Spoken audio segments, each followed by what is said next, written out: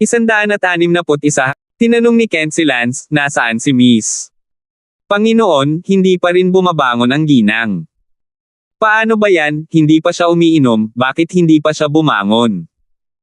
Master, hindi pa talaga lumalabas si Miss.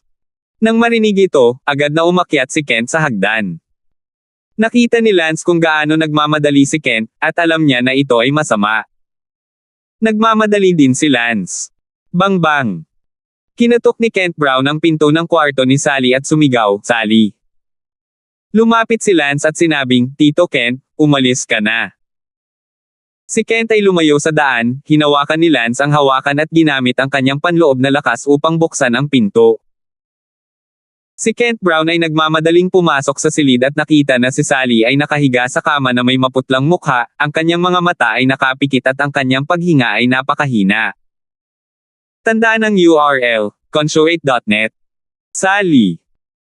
Agad na napasigaw si Kent Brown sa takot, si Lance ay abala rin sa pag-akyat at paghawak sa pulso ni Sally. Ang lamig ng balat ni Sally, kasing lamig na parang nakahawak ng popsicle, may pahiwatig din ang kanyang mga pilikmata. Nang puting hamog sa kanila. Si Lance ay natakot, ang pulso ni Sally ay mahina. Umiyak si Kent, Sally, gumising ka ah, mali si Daddy. Hindi na iinom si Daddy, kasalanan ko kung lasing ako, gumising ka ah, huwag mong iwan si Daddy. Sinabi ni Lance, Tito Kent, hindi pa patay si Miss, pwede ka bang maging mapalad? Napahiya si Kent, abala, Lance, mabilis kang tumingin kay Sally. Tanong ni Lance, ganito na ba si Miss dati? Tumango si Kent Brown, bueno, ang malamig na pag-atake ng lason, sa tuwing nangyayari ito dati, ganito ang hitsura noon, at pagkatapos ay ginagamot ito sa ospital sa loob ng 1 o 2 buwan bago ito gumaling, at napakapanganib na kung hindi ka mag-iingat, mamamatay ka, kaya kailangan mong iligtas si Sally. Huwag kang mag-alala, ito ay isang malamig na pag-atake ng lason. Lance daw? Nakita ni Kent ang mga salita ni Lance na napaka-relax, ang kanyang puso ay gumaan. Bakit nangyayari ito, halos 1 taon na siyang walang seizure ah. Sabi ni Kent. Hinawakan ni Lance ang pulso ni Sally, na para bang alam na niya kung bakit nagkaroon ng malamig na pag-atake si Sally. Ang lakas ng yang ni Sally ay hindi sapat para pakalmayan ang lamig, at halatang hindi huminto si Sally sa pakikipagtalik. Sinabi sa kanya ni Lance na kailangan niyang huminto sa pakikipagtalik at hindi man lang maisip ang tungkol dito. Sayang, mas mabuting gamutin ko muna siya. Inilabas ni Lance ang mga pilak na karayom, at sa sumunod na kalahating oras, hinayaan ni Lance na sumanggaw ang lamig sa katawan ni Sally, at hindi nagtagal ay nagising si Sally. Gumaan si Kent Brown, sa nakaraan, aabutin ng kahit 1 buwan bago magising si Sally, at puno ito ng maraming panganib ng kamatayan. At ngayon na mabilis siyang nagising, si Kent Brown ay muli humanga at nagpapasalamat sa kamangha-manghang mga medikal na kasanayan ni Lance. Nang imulat ni Sally ang kanyang mga mata, hindi siya umimik, at ang kanyang mukha ay namula habang nakatingin kay Lance at nakanganga ang kanyang mga labi, na parang naisip niya kung ano ang hinalikan siya ni Lance kagabi. Sinabi ni Lance, para saan ang pamumula, hindi na kailangang maging magalang, nakataas lang ang kamay. Masayang sinabi ni Kent, Sally, tinakot mo ako hanggang sa mamatay. Tay, ayos lang ako, hindi ba? Sabi ni Sally, nakatingin kay Lance sa kakaibang paraan, ngunit walang ideya si Lance. Sa loob-loob, sinabi ni Sally, mukhang wala talaga siyang alam. Habang nakahinga si Sally sa loob, bahagyang nawala rin siya. Si Lance ay hindi. Alam kung ano ang ginawa nito sa kanyang pagtulog, para hindi na maging awkward na makilala siya mamaya, kaya lang hindi niya alam na hinalikan niya si Sally, at naramdaman ni Sally na parang may kulang na naman. Ang unang bagay na kailangan mong gawin ay siguraduhin na mayroon kang isang mahusay na pag-unawa sa kung ano ang iyong ginagawa at kung paano mo ito ginagawa. Nagtanong si Kent Brown, Lance, bakit biglang aagawin si Sally ah? Ayaw sabihin ni Lance kung bakit, kung tutuusin, hindi ito kagalang-galang, kaya sinabi niya, siguro masyadong late na natulog si Miss kagabi. Sinisi ni Kent ang sarili, lahat lang ito dahil lasing tayo. Ayos lang, Tito Kent, kasama ko dito, Ang seizure na ito ay hindi tinatawag na problema, hindi mo kailangang sisihin ang iyong sarili. Salamat, Lance, nakakatuwang malaman na nandito ka. Ito ay isang pagpapakita lamang ng mga kamay. Sally, kung gayon mas mabuting bumangon ka na at kumain ng iyong tanghalian. Oh! Naisuka ni Sally ang kanyang dila, nahihiya na nakatulog siya hanggang sa tanghalian. Umalis si Kent Brown sa silid ni Sally, maaaring kailanganin ng kanyang anak na magpalit ng kanyang pijama pagkatapos ng lahat. Ngunit hindi lumabas si Lance, at pagkaalis ni Kent Brown, sinabi ni Lance, "Miss, sinabi ko lang sa iyong ama na ito ay dahil late ka natulog, at iyon ay dahil ayaw kong magsabi ng totoo. Gusto mo bang malaman kung bakit bigla kang na-seizure? Bakit?" Sa katunayan, si Sally mismo ay medyo naunawaan ang kanyang sarili. "I told you before that you must abstain from sex. You can't even think about men and women, let alone touch any lust. You didn't listen. The reason why you had seizure is because you touched your lust." Tinitigan ni Sally si Lance, at sinabi sa kanyang puso, "Ginawa ko ang pagnanasa, hindi lahat dahil hinalikan mo ako at ikaw mismo ang kumuha ng unang halik ko, at sinisisi mo pa rin ako dito at nagsasabi ng mga sarkastikong bagay." Ay isang bagay na hindi nang ahas na sabihin ni Sally. "Ano bang tinatitigan mo? Alam mo nakakahiya pagsalitaan ako hindi ko lang sinabi sa harap ng tatay mo, naging magalang ako. Kung may mangyari sa'yo na ganito sa susunod, kailangan kong maging tapat sa iyong ama." Nakatitig pa rin si Sally kay Lance, na walang alam tungkol sa nangyari kagabi, parang naagrabyado na sisihin siya ngayong may nangyari. "Sige. Hindi na ako magsasabi pa, alam kong 18 years old ka na ring babae, imposibleng ganap na maalis ang 7 emosyon at 6 na pagnanasa, pero may malamig na lason sa katawan mo ngayon, ang pagnanasang likha ng pagnanasa. Ay lubhang nakapipinsala sa iyong enerhiyang yang, kapag hindi masugpo ng enerhiya ng yang ang malamig na lason, tatama ito. Magtiwala ka sa akin, pagagalingan kita, at kapag gumaling ka, magagawa mo ang lahat ng gusto mo tulad ng isang normal na babae." "Oh, salamat kung ganoon, magpapalit na ako ng damit, hindi ka ba lalabas?" sabi ni Sally. "Oh." Tumayo si Lance at umalis sa kwarto ni Sally, isinara ang pinto habang nasa daan. Bumaba si Sally mula sa kama at sinabing puno ang bibig sa nakasarang pinto, "Sinisisisi mo pa rin ako, hindi mo ako hinahalikan, huwag mo akong yakapin ng ganyan, paano ako nagkaroon ng pagnanasa, naging dahilan upang makatulog ako isang gabi. Lamang sa mga maagang oras ng pag-atake ng umaga, masamang tao, hinahalikan ang isang taong irresponsible kahit na, ngunit din para maling akusahan ako." Bamulong si Sally at hinubad ang kanyang pijama, na nagpakita ng maniebing puting lalaki na katawan, pagkatapos ay nagpalit ng damit na isinusuot niya araw-araw. Pagkatapos magsipilyo at maghugas ng mukha, bumaba si Sally sa sala at nag-lunch ang lahat. Sa hapon, si Sally ay nag-iisa sa kanyang silid na gumagawa ng takdang aralin, si Kent ay pumunta sa opisina, si Daylan ay dumating upang hanapin si Lance pagkatapos ay sinanay lamang si Daylan. 162. Sa gabi, nagsanay si Daylan para sa hapon at umuwi. Si Kent Brown ay bumalik mula sa kumpanya ng napakaaga. Tanong ni Sally, "Tay, pumunta ka sa opisina ngayon, walang nangyari sa iyo, tama?" Hindi. Hindi sila gumanti ng tamaan ni Lance si Bai Maoquan kahapon. Nag-aalalang tanong ni Sally. Umiling si Kent, "Hindi ko maintindihan, na nasa ospital pa si Bai Maoquan, magtatanong ako sa gabi kung saang ospital siya naruroon at tatanungin kung ano ang kalagayan niya ngayon. Kung may pagkakataong magamot ang sitwasyon, pagkatapos ay ayusin ito." Lumabas si Lance at sinabing, "Tito Kent, huwag mong sayangin ang iyong enerhiya, si Bai Maoquan ay mas mayaman at mas makapangyarihan kaysa sa iyo, ano ang maaari mong lunasan sa kanya?" "Tama." Walang magawang sabi ni Kent. Sa sandaling ito, sa stadium ng White Cloud High School, mayroong maraming hydrogen balloon na nakasabit, bawat isa ay may malaking character na nakakabit dito, na nangyari na bumuo ng isang pares ng mga couplet. Ang unang couplet, ang unang masamang bata bulok masamang bata. Ang susunod na couplet, Siling the Sword Warrior True Sword Warrior. Ang 1 segundo upang tandaan na basahin ang libro. Across the board, paglilinis ng portal. On the spot, kinunan ni Xiao Jiawo ng larawan ng couplet at ipinadala ito kay Yuan. Si Rit Ian ay nasa eksena rin, tiningnan ni Rit Ian ang malaking couplet at sinabing, hindi masama, hindi mas mahina kaysa sa aking araw at lupa at mga langgam, tiyak na magugustuhan ni Yuan ang eksenang itinakda mo, ngunit mayroong napakaraming bilang.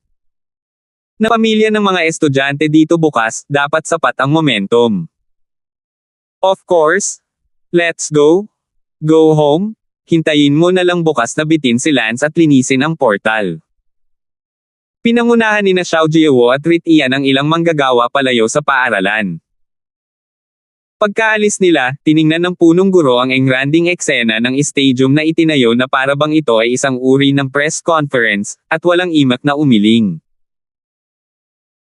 Headmaster, wala ka lang pakialam, para saan ba dinala ni Yuan Liao ang stadium ng paaralan, at nag-set up ng ganoong engranding eksena ng maaga, ang seremonya ng inaugurasyon ng gusali ng paaralan ay hindi gaanong engrandi noon sabi sa tabi ng principal. Natawa ang principal, it's none of my business. Sa forum sa Palanan Middle School, may nagbalita kaagad. Ang mag-ama ni Lance at Kent ay magkasamang naghahapunan, at pagkatapos ng hapunan, binuksan ni Sally ang campus at sinabing, nakita mo ba? Ibinigay ni Sally ang ilang mga larawan kay Lance, na agad na kinilala bilang larangan ng palakasan ng paaralan, kaya ito ay napaka-caringal. Tingnan mo ang couplet sa ibabaw ng hydrogen balloon. Sabi ni Sally. Ang unang masamang batang bulok na masamang bata, selyuhan ng tunay na eskrimador, hey. Malamig na tumawa si Lance, kung anong antas ng tao ang sumulat ng couplet na ito, nakakainis. Campus ang post na ito, ang bilang ng mga tugon ay kasing taas ng 70,000. Pinatay ni Sally ang kanyang telepono, hindi nag-abala sa pansin. Walang masabi buong gabi. Kinabukasan, isang bagong linggo ang sumikat. Ang araw na ito ay maaaring isang araw na may kahalagahan sa kasaysayan para sa White Cloud High School. Ang ikatlong pinakamalakas na tao sa Genius Master List, sa pangalan ng paglilinis ng mga gate, ay sinubukan ang unang kasamaan. Sa makatuwid, ang paradahan ng Palanan Middle School ay puno na bago mag-alas 7, na isang malinaw na indikasyon na maraming mga magulang ng mga mag-aaral ang narito ngayon. Ang paglalagay ng bintana ng London ay talagang pambihira. Para naman sa mga estudyante ng Palanan Middle School, hindi na kailangang sabihin pa, pagkatayo na nila, wala na silang oras para kumain at dumiretso na sa paaralan. Lance at Sally, pareho pa rin silang dalawa sa dati, hindi man lang inisip ni Lance. Hinatid ni Lance si Sally sa paaralan kasama niya pagkatapos mag-almusal. Nakaupo sa pampasaherong sasakyan, nagtanong si Sally, lasing ka ba talaga kagabi? Kalokohan, nakakapreskong uminom, iniisip ko kung kailan ako magiging napaka-refresh sa susunod. Natatawang sabi ni Lance. Nagtanong muli si Sally, pagkatapos mong umuwi kagabi, wala ka bang naaalala? Bakit mo naman natanong yan bigla na lang hilong-hilo ka na? Ay, wala. Sally pursed her lips, being kissed by Lance, parang wala talaga siyang malay. Sinabi ni Sally sa kanyang sarili, kalimutan mo na ito, bakit ang dami mong iniisip, hindi maiisip ng katawan ko ang alinman sa mga ito ngayon, mananagot ba si Lance sa akin kung alam niyang hilikan niya ako sa kanyang pagtulog? Hindi ito sinaunang. Pagdating nila sa paaralan, haantong na sana si Lance sa parking lot at napag-alamang ito ay sobrang siksikan kaya hindi na sila makakapasok noon pa man, at maging ang kalsada sa labas ay puno ng mga sasakyan. Anong nangyayari, ang daming sasakyan ngayon? Nagtataka si Lance. Sinabi ni Sally, hindi pa rin ito kailangang sabihin, tiyak na maraming tao mula sa lipunan ang dumating upang makita si Yuan Liao na naglilinis ng mga tarangkahan. Hindi ko inaasahan na talagang napakaraming mga magulang ng mga estudyante ang darating. Nagsalubong ang mga kilay ni Lance, medyo hindi inaasahan. Biglang sinabi ni Sally, kung napakaraming miyembro ng pamilya ang talagang pumunta kay Yuan na linisin ang portal, tiyak na sinusuportahan ng mga taong iyon si Yuan, hindi ba't nangangahulugan iyon na wala kang grupo ng mga kaibigan at kamag-anak? Hindi, kailangan kong kunin agad ang tatay ko. Agad na tumawag si Sally. Dad, pumunta ka kaagad sa school at alalayan mo si Lance. Sabi ni Kent, malapit na ako, ngayon ko lang nakita ang forum ng London Window, maraming tao ang nagsabing pumunta sila sa paaralan upang manood ng pagbitay ni Liao Gayuan kay Lance, pagkatapos ay dumating ako kaagad. Pagkababa ng telepono ni Sally, nakita niyang nagmamaneho ang kanyang ama. Ipinarode ni Lance ang sasakyan at pumasok sa paaralan kasama sina Sally, Kent at ang kanyang ama at anak na babae. Ang paaralan ay punong-puno ng mga sasakyan, at nakita ni Lance ang ilang kapansin-pansing hydrogen balloon sa direksyon ng stadium mula sa malayo. Tanong ni Sally, pupunta ba tayo ngayon sa sports field? Naisip ito ni Lance at tumango. Naglakad silang tatlo patungo sa stadium. Sa sandaling ito, sa larangan ng palakasan, si Yuan Liao ay nakaupo sa gitna ng larangan ng palakasan, ang kanyang mga mata ay nakapikit, sa kanyang tagiliran, isang espada ang nakatusok sa kanyang tagiliran, siya ay nakaupo doon na hindi gumagalaw, na parang tahimik na naghihintay. Para dumating si Lance. Dapat sabihin na ang paraan ng pag-upo ni Yuan Liao doon na may espadang nakaipit sa kanyang tagiliran at ang kanyang mga mata ay nakapikit at hindi gumagalaw, ay napakakahanga-hanga, at sa mga termino ng karaniwang tao, napakahusay na magpanggap. Puno na ng mga estudyante ang eksena. Wow! Ang ganda talaga ng pose ni Liao Gayuan na nakaupo doon habang naghihintay. Maraming babae ang tumingin sa hindi gumagalaw na si Liao Gayuan at nasilaw sa kanyang gwapong poster. Sa podium, pinagtatawanan ni Shelton ang kanyang anak na hindi kumikibo sa stadium. Sa tabi ni Shelton, maraming mga magulang ng mga mag-aaral na gustong purihin siya pati na rin ang stream ng mga social boss at malalaking kapatid. Senior Liao, ang iyong anak ay karapat-dapat na maging God-silang swordsman, tingnan mo ang poster na iyon, kahit ako ay gusto ko siyang sambahin.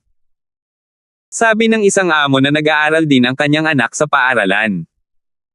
Tumawa si Shelton, ang batang ito, talaga, hehehehe. Ipinagmamalaki ni Shelton ang kanyang sarili. Sa sandaling ito, si Yuan, na nakaupo sa gitna ng stadium, ay lihim na nagmulat ng kanyang mga mata at iniskan ang podium sa gilid ng kanyang mata. Ang kanyang pagkilos na ito ay hindi nakita ng sinuman, kung hindi ay sasabihin ng mga tao na sinadya niya nagkunwaring naroon na nakapikit. Nakita ni Yuan ang podium, tumatawa ang kanyang ama, maraming tao ang pumupuri sa kanya, ibang mga nakatayo, marami ring mga estudyante na puno ng paghanga na tumingin sa kanya, Yuan Hart hihihingumiti, at agad na ipinikit ang kanyang mga mata, tahimik na naghihintay, mayroong isang tebak na nakapasok sa gilid ng espada, ang espadang ito, ay gumaganap ng papel na pampaganda, malalim ang espada, dalawang salita na nangangahulugang interpretasyon, hindi nakakagulat na lahat ay kanyang pose sa gwapong nahihilo. 163. Sa sandaling ito, naglakad si Lance sa larangan ng palakasan, kasama sina Kent at Sally na sumusunod sa likuran niya. Lahat ng mga estudyante sa stadium ay agad na ibinoling ang kanilang mga mata kay Lance, at ang stadium, na umuungal sa talakayan, ay biglang tumahimik. Pinag-isa rin ng grupo ng mga malalaking tao ng lungsod ng London sa podium ang kanilang mga tingin patungo sa pasukan ng stadium. Isang nasa katanghaliang gulang na lalaki ang bumaantong hininga at sinabing, ang tanga na iyon na si Kent. Nagtawanan ang lahat dahil mukhang dinala ni Lance si Kent at ang kanyang ama at anak na babae ng walang anumang momentum, at kung ikukumpara sa nakahihilaw na gwapong momentum ni Liao Gayuan sa sandaling ito ay tulad ng paghampas ng isang bato sa isang maliit na bato, at ito ay lalong hanggal. Tumayo si Lance sa bakanan ng stadium at sinulyapan ang buong field. Hindi makapaniwalang sinabi ni Kent, Lance, napakaraming tao, hindi ko inaasahan na maraming tao ang darating ng maaga. Tito Kent, huminahon ka. Sa sandaling ito, si Yuan na nakapikit ay lihim na muling nagmulat ng kanyang mga mata upang mag-scan at nakita si Lance na naglalakad papunta sa larangan ng palakasan, ngunit si Yuan ay hindi bumangon at nagpatuloy sa pagpikit ng kanyang mga mata, na tila isang master ng tahimik na paghihintay. Nakita ni Sally sa gitna ng larangan ng palakasan, si Yuan na nakaupo sa lupa habang nakapikit ang mga mata at may espada sa kanyang tagiliran. Nalilitong tanong ni Sally, ano ang ginagawa ni Yuan habang nakaupo sa lupang iyon? Tumingin si Lance kay Yuan Liao na mukhang nagmumuni-muni, at sinabi kay Sally, magpanggap na isang paghahambing. Unang URLM. Konsyo 8. Net. Humajejek si Sally. Sabi ni Kent, ngayong alam na ng lahat na nandito ka, nakaupo pa rin ba siya doon na nakapikit na kunwari nagkukumpera, tulog ba siya? Ngumiti si Lance, posible, pagkatapos ay manatili hanggang sa magising ko siya.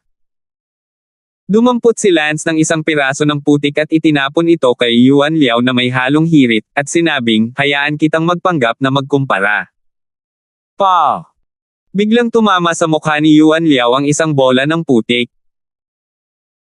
Napawawang buong audience, na halatang hindi inaasahan na direktang itatapon ni Lance ng putik ang mukha ni Yuan kapag nakapasok na siya, nang hindi man lang nagsasabi ng kahit isang over-the-top na salita. Biglang iminulat ni Yuan Liao ang kanyang mga mata, ang kanyang orihinal na imahe ay napakataas, at bigla siyang napabalik sa kanyang orihinal na anyo, at umungal siya ng apoy, sino ang tumama sa akin ng putik? Sumigaw si Lance, kaya hindi ka natutulog, akala ko tulog ka at hindi mo alam na darating ako, pero nakaupo ka pa rin doon sa lupa at hindi gumagalaw, kaya ginaising kita. Lance, ikaw ba ang nagtapon ng putik sa akin? Galit na galit ang puso ni Yuan Liao kung alam niya lang na bigla siyang ihahagis ni Lance ng putik, si Lance na pagdating niya, bumangon ka na lang at kalimutan. Tungkol dito, ngayon bago mapanatili ang isang napakagandang imahe ng eskrimador, siya ay nabasag ng putik. Sa podium, si Shelton ay nanginginig sa galit, ang kanyang anak ay nabasag ng putik, napakahiya. Ngayon lang maraming tao ang pumupuri sa kanyang anak sa pag-upo doon, tulad ng isang henerasyon ng mga matatapang na lalaki, ngunit ngayon ay walang nagsasalita. Tumalon si Shelton Liao mula sa podium at naglakad papunta kay Lance. Isang grupo ng mga tao sa likod ni Shelton ang sumunod. Lance, dumating ka na sa wakas. Mabangis na sabi ng mga mata ni Shelton. Tumingin si Lance kay Shelton at bahagyang ngumiti, sino ang iyong kamahalan? Sinadya ni Lance na nagkunwaring hindi alam. Nagalit talaga si Liao Buffalo, Lance, sinadya mong magpanggap na hindi mo ako kilala, ayaw mong makihalo. Tumawa si Lance at sinabing, hindi ko inaasahan na iimbitahan pa ni Liao Gayuan ang kanyang lolo na tumulong. Anong sabi mo? Sino ang sinabi mong lolo niya? Nagsalubong ang kilay ni Shelton. Oh, Your Excellency yourself does not give your name and history, so Chen I can only judge based on your appearance. Bulag ka ba? Nadama ni Shelton Liao na napahiya si Lance sa publiko at may gustong gawin, ngunit ngayon ang larangan ng digmaan ng kanyang anak, at hindi niya kayang nakawin ang kulog ng kanyang anak. Kaya lang niyang magpigil sa ngayon. Sa oras na ito, sinabi ni Xiao Jiewo, Lance, ano ka ba nagpapanggap? Hindi mo ba nakilala si Tio Liao sa summit noong Sabado, at ngayon ay nagpapanggap ka pa ring hindi siya kilala? Nako, ikaw pala si Liao Buffalo Tumango si Lance sa biglaang pagkaunawa.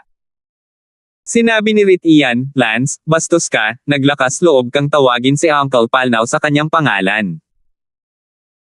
Tumawa si Lance, hindi ka naman big shot, bakit hindi mo siya matawag sa pangalan niya, UF asterisk at King call me by my name, hindi pa nga kita natatalo.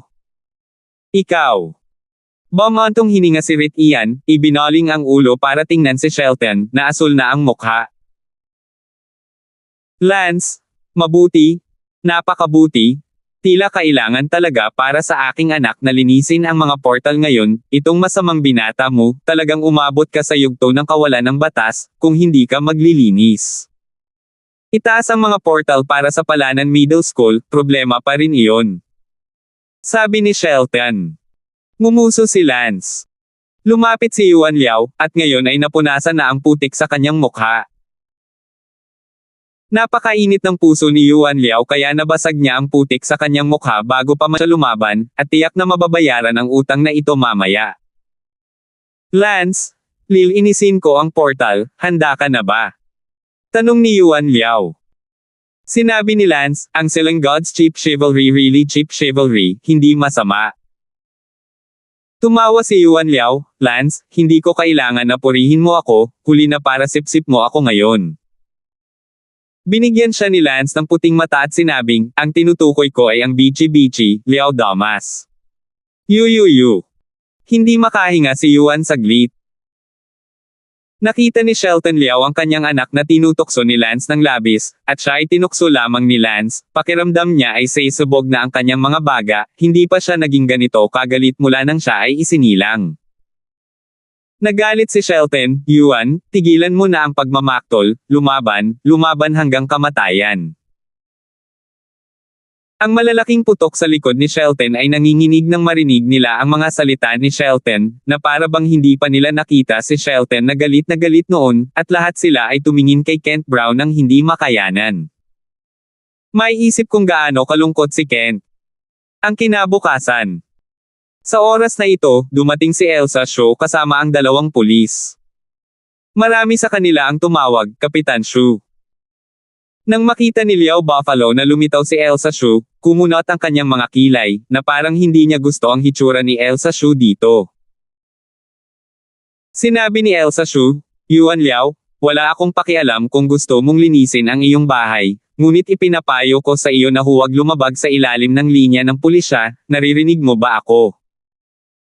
Shelton Caracal Eyebrow said, Elsa Shu, ikaw ay walang ginagawa, isang pagkatalo ng Dark Warrior na hindi arestuhin, ano ang ginagawa mo dito? Sinabi ni Elsa Shu, Shelton, wala akong pakialam kung anong uri ka ng Fang Yun Hall Third Hall Master, basta magagalit ka sa pulis, huhulihin pa rin kita at ikukulong.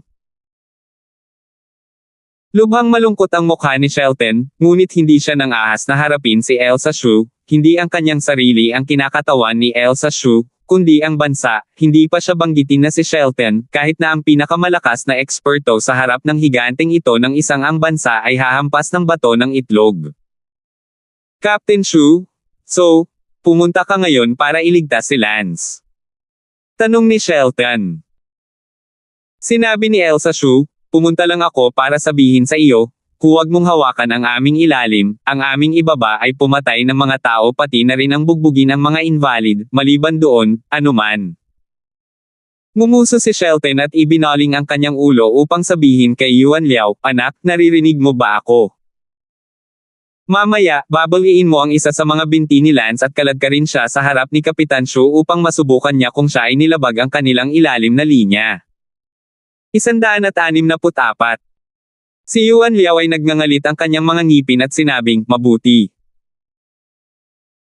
Napabuntong hininga si Elsa Shu at sinabi kay Lance, Lance, matagal ko nang sinabi sa iyo na manatiling mahinahon at huwag magdulot ng anumang gulo, ngunit hindi ka nakinig, kaya kailangan mong mag-ingat ang iyong sarili ngayon.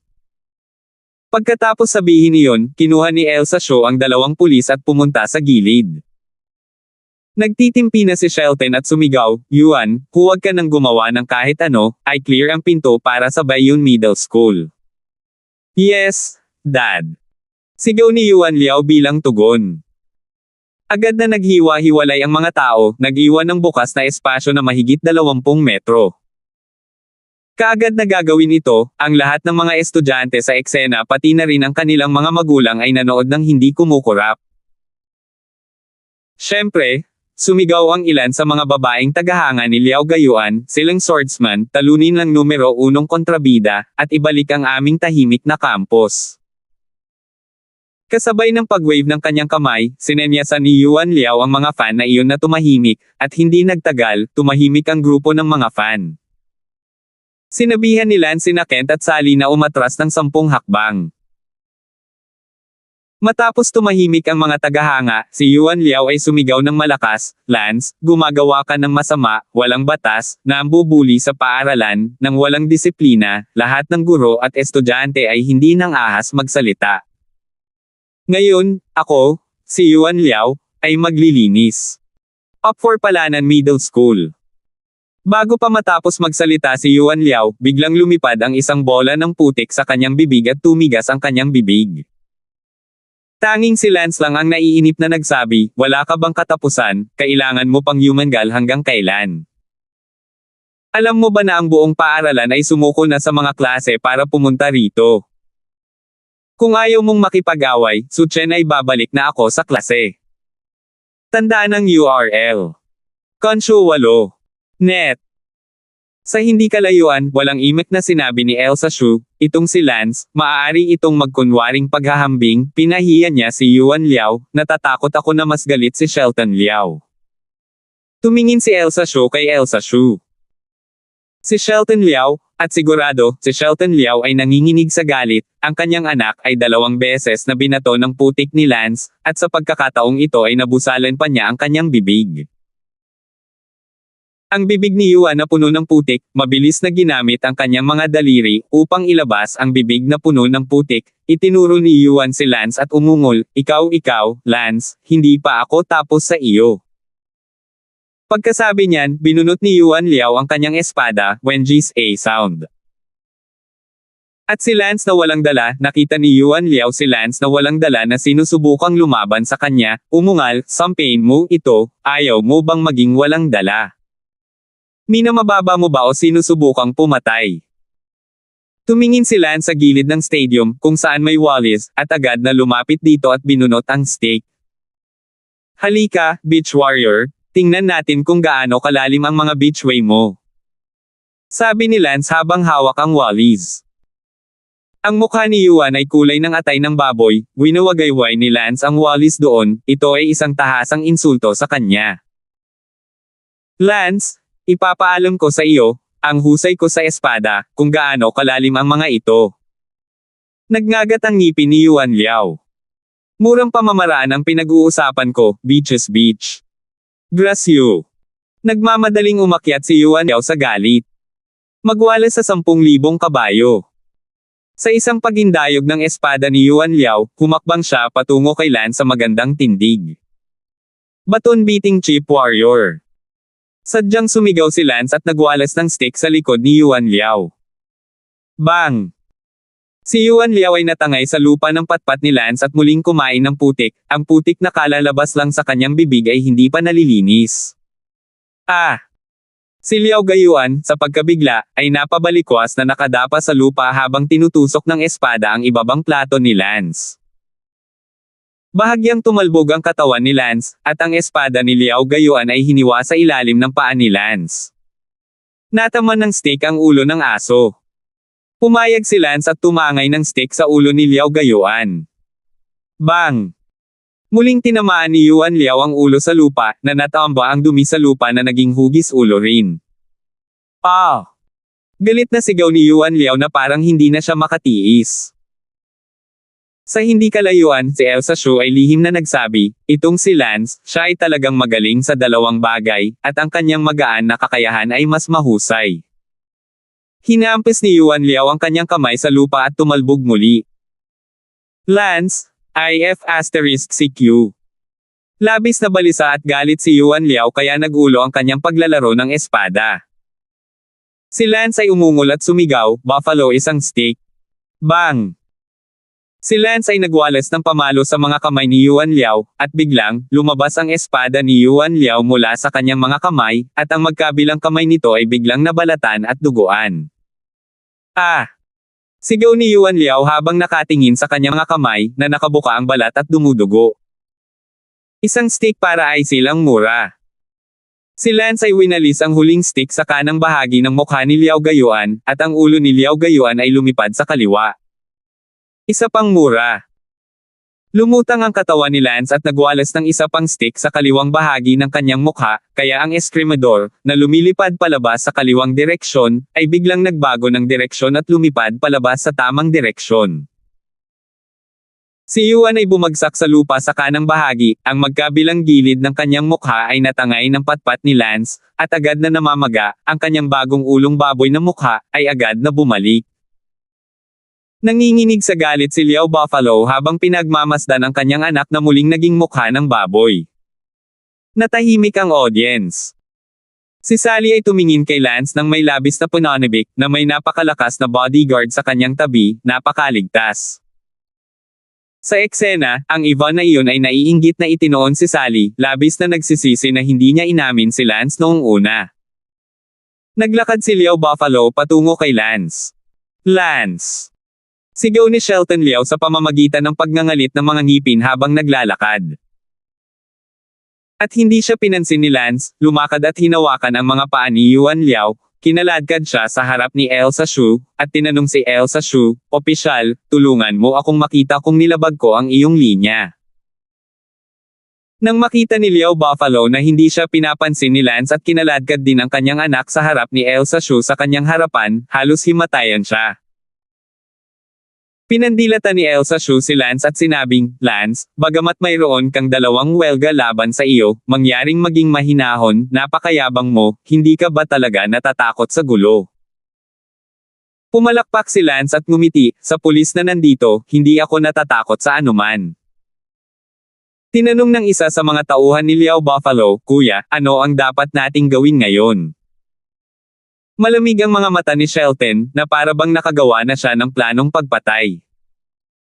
Lumapit si Elsa Shu kay Shelton at sinabing, "Shelton, matatapos na ba ang komedya na ito ngayon? Bagamat nabugbog ng husto ang iyong anak, ngunit kumpara ngayon noong binali mo ang mga binti ni Yuan Liao, si Lance nagawa na niya itong mas magaan, at least hindi niya nabali ang mga binti ni Yuan Liao, sa tingin mo ba?"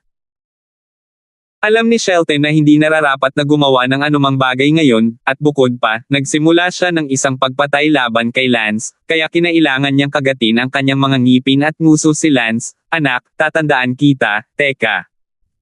Para sa akin. At ikaw, Kent, maaalala rin kita, Tara na."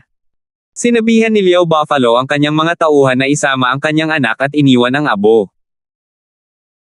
Paanong hindi nakikita ni Lance ang nakamamatay na hangarin sa mga mata ni Shelton patungo sa kanya, ngunit sa kasamaang palad, si Lance ay napakadiin na sumangot na may pagbabago sa pang-aalipusta. Sinabi ni Elsa Shu, "Lance, mag-isa ka, umalis ka na." Inalis din ni Elsa Shu ang pulis. "Mag-ingat ka, officer." Noong una ay gustong umalis ni Lance sa stadium, ngunit biglang naramdaman na may kulang. Lumingon si Lance sa Rickwood na iyon at sinabing, "Rickwood, sinigaw mo lang si Yuan Liao, bugbugin mo ako, parang sumigaw ka ng napakalakas bumalik ka at sulatan mo ako ng review letter." "Lance, ikaw." Ang ama ni Rickwood ay nakatayo sa malapit, nanginginig sa galit nang marinig niyang hiniling ni Lance ang kanyang anak na sumulat ng review sa kanya. "Huwag ka nang magsulat. Tignan natin kung ano ang mangyayari." Ungol ni Lance at naglakad palayo, ang ama ni Rickwood ang ama ng Summit noong araw na iyon, ang humarap kay Kent. Nakita ni Kent Brown ang galit na matandang mukha ni Wood, at masaya rin ang kanyang puso. 165. Matapos lumakad palayo si Lance, isang tumingin si Rickwood sa kanyang ama at sinabing, "Tatay, ano ang dapat kong gawin? Susulat ba talaga ako ng isang sulat ng pagsusuri sa kanya?" Kinagat ng ama ni Rickwood ang kanyang mga ngipin, sinampa ng Diyos na ito si Lance, masyado siyang nananakot, kaya hindi mo na lang isulat at makita kung ano ang panangahas niyang gawin. "Dad, paano kung saktan niya ako?" Natatakot na sabi ni Rickwood. "Bakit ganito ka lang, hindi ba't isa ka ring lesser evil? We're all evil youngsters afraid of his balls. Dad, ngayon kahit si Yuan Liao ay hindi siya kayang paglaruan, paano kung magpalit ng school?" Pa! Nakita ng ama ni Rickwood na talagang sinabi ng kanyang anak na lumipat ng paaralan, ito ay masyadong nakakadismaya para sa kanya, at sinampal siya ng galit, "Ganun ba talaga siya, Katekot? Ikaw ay walang kwenta." Bumalik si Lance sa kanyang silid-aralan, at unti-unting naghiwa-hiwalay ang mga estudyante at magulang sa larangan ng palakasan.